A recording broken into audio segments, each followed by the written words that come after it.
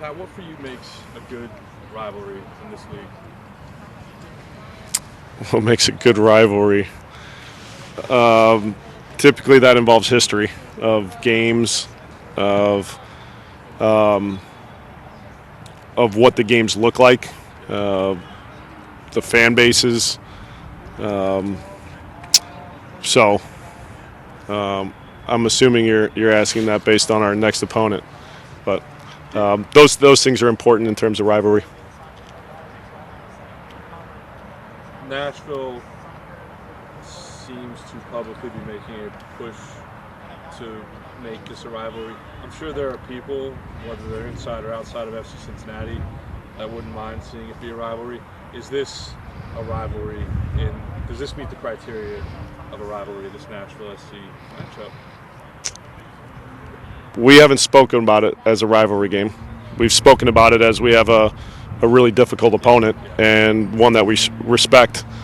That's our next game. But how people want to talk about this matchup, everybody's going to have their opinions on it. We see it to be a good game against two good teams, and we know it's going to be a very challenging one in their stadium. We're a month in now, starting to maybe get a clearer picture of what's what around MLS. Given that, what do you make of Nashville? After 4 games, I don't think we're there yet. Okay. There's still a lot of teams finding their rhythm, including ourselves. And, I think our 4 games show that. We've done some things well, but we've got a lot to improve, specifically from our last matchup. With Nashville, we saw them in preseason, and I actually think we saw a little bit of a different version of them. They were missing, a key player in the middle of the field with Mukhtar, but they caused us a lot of problems, and a little bit more speed on the wings with Picoult, with Schaufelberg. So that was a little unique, I think, in what we saw in the regular season. But they're a team that knows how to win. They know what they're about. Difficult to break down. I say that pretty much every time we play them because I think Gary's done a good job of putting together a team that understands how to defend the ball in a very organized way. So chance creation is hard to come by. You need to be very clinical in those moments. But they're also very dangerous in transition, and that's something that, we're mindful of and we need to look at, again tomorrow, with the video portion of our preparation. But it's just a difficult opponent, and I've spoken about the transition and the defensive side of the ball, but they have players that are experienced, that understand how to win, that are comfortable on the ball. So there's just different ways they can cause us problems, and I think the guys understand. You can see it out in training today. We try to position, what we think is our starting group in ways where they're going to be challenged with things that Nashville does well, and that can be frustrating. And you saw it at times even on the field today. Due to an accumulation of situations in the midfield, it seems like you'll have to make a change. Mm-hmm. I guess what you would typically consider Junior's spot.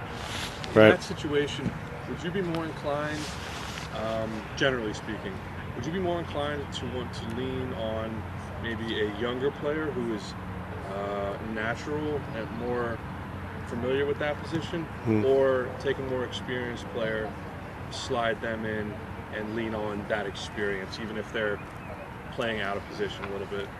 What do you I think that depends on what option you have. Even if it's a younger option and it's more like for like, is that player prepared for minutes and an opportunity?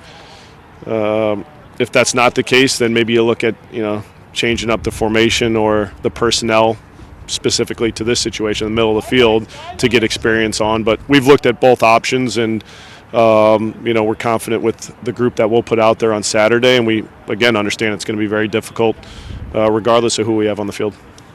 Just kind of I'm personally curious about this. When you guys went to what looked like for most of the time after you made the change, I think bringing Sergio on Mm-hmm. or Ian, it looked like a 4-3-3. Right. You know, I know you guys were kind of throwing numbers forward at that point, and maybe Right. because of that, Chicago was on the ball less, had less opportunities. But one way or another, you were scoring goals. It was sharp defensively. Mm-hmm. Is there a time down the line where you feel like FC Cincinnati could play that way for 45, 50, 60 minutes in a game? Sure. You know, I think this was a small sample size, but we needed goals, and we wanted to put, you know, another number higher up the field along their back line. So, you know, the shape took on. Our formation took on different shapes over the course of those, 30-plus minutes. When Sergio came on, it was with Brandon and Brenner as more of a front three, with Lucho operating underneath. But you saw, you know, even with Junior and Obi behind them, you saw at times Brenner coming inside, you know, and underneath and opening up space for Alvaro on the left flank. You saw Lucho drift into the right side. To create some numbers over there, which led to, you know, the second goal. So it took on different shapes, but the idea was to get another attacker on there and try to score because we needed goals. And, you know, credit to the guys that came on. I think they did a good job of creating opportunities for us and certainly finding the 2 goals, and maybe even could have found another. But I think it was also, you know, Chicago defending a lead, and so they were a little bit deeper for that stretch than we had seen in the, you know, first 60 minutes of the game. So maybe it was just a product of them trying to protect a lead that allowed us to be higher up the field and attacking with numbers. Just talked to Brandon. I guess he's inside, but we just spoke to Brandon, and he talked a little bit about, you know, he's conscious of the fact that he's doing good things on the field right now. He's personally, obviously, frustrated about the lack of goals, and this was kind of the first time I heard him verbalize that frustration. Do you feel like he's managing that in the right way, using it as motivation and so on? In some ways, yes. You know, obviously, if he's voicing to you his frustrations, that lets you know that you're seeing and hearing something we haven't seen. And, you know, it's a 4-game stretch where the goals aren't there. Like he said, and like we've mentioned to him, he's doing a lot of good things. The goals will come. He's been in situations to finish off plays in games, and I can tell you, I'm not concerned. We're not concerned that the goals are going to come. It's just trying to keep him in the right frame of mind, and himself staying in the right frame of mind, because the opportunities are going to be there. And for the next one to be successful, like you hear about all of the best strikers, you have to forget about the ones that you don't convert on. So. We needed him to do the same things he's been doing, and then finding those chances, which he's been finding, and he'll score goals. Can I keep going? Please. Also had a good talk with Ty while you guys were training, and they get going on Monday. How important is that for what seems like a pretty sizable group of young players on your bench that just need minutes? The fact that the 2 teams are going to be up and running now. Games are the most important for players that aren't getting the bulk of the minutes with the first team, and just to evaluate them. So whether it's, you know, some of our younger players on our, you know, senior roster, whether it's some of our experienced guys that just need minutes, it's great to have now games for them to improve their sharpness and improve their fitness. So I know, you know, we're looking forward to that season starting and following, you know, the progress of not just our FCC2 players, and it's our first team players as well, who, you know, will go down and get minutes. Ty's always said, even going into last year, which was a short runway for FC Cincinnati to go into MLS Next Pro, the whole purpose of this is to serve the first team. But you know, with a year of maybe increased continuity going into this campaign for them, do you hope for more results for them? Do you hope for let me put it like this: what are your hopes for them, given they have a year under their belt? Well, I think we're in a much better place, similar to our own situation with the first team. Ty and his staff and that team are in a much better place.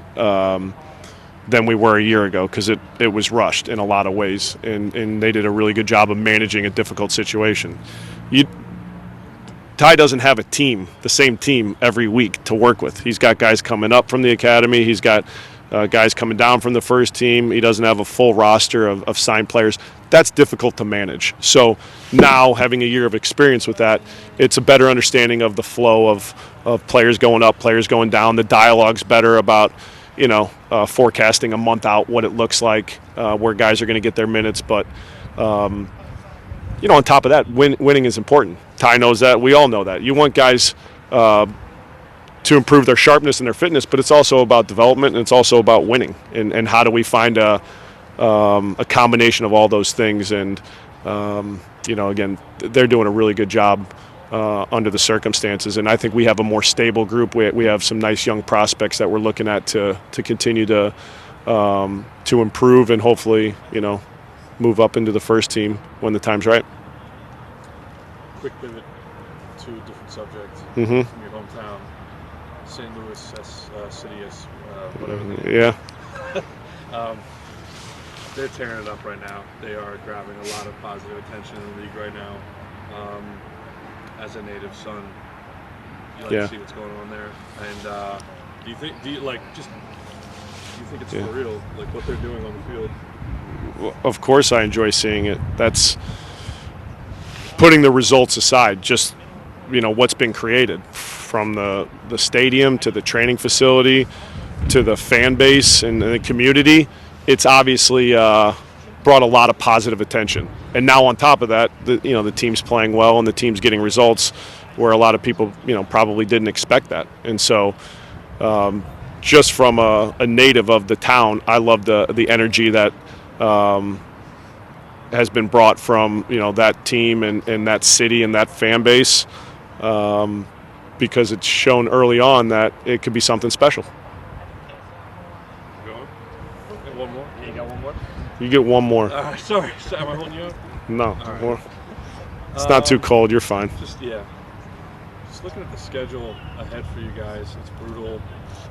You get into these games and it's a good reminder against a team like Chicago. Like, there are no easy games in this league.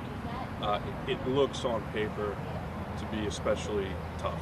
The next 4, 5, 6 matches, however you want to look at it.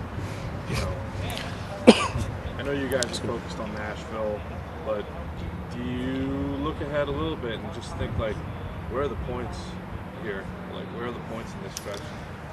No, I don't look too far ahead, in all honesty. While I have a great deal of confidence in our group, I don't feel comfortable going into any game thinking we're walking all over a team. It just doesn't exist. Does it happen? Yes, but it's not something that it's not how I think, based on each opponent each week. I think that is that's the wrong approach, because I haven't seen anybody that's that good that they just step on the field and it's a win.